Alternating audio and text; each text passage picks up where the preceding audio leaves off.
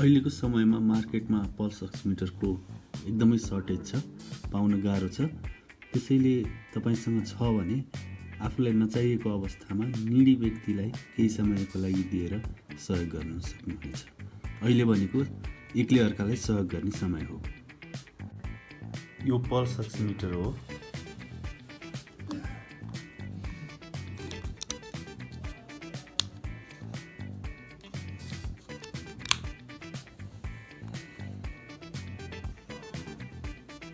यहाँ यसको स्विच छ, यसलाई थिचेर अन गर्न सकिन्छ।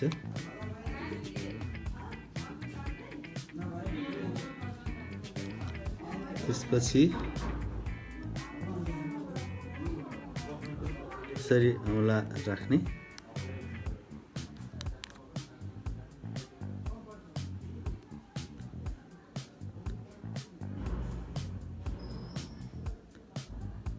(97% saturation,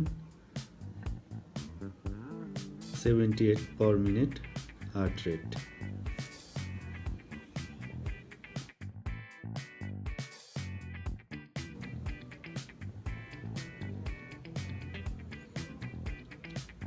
अब म लामो लामो सास फेर्छु।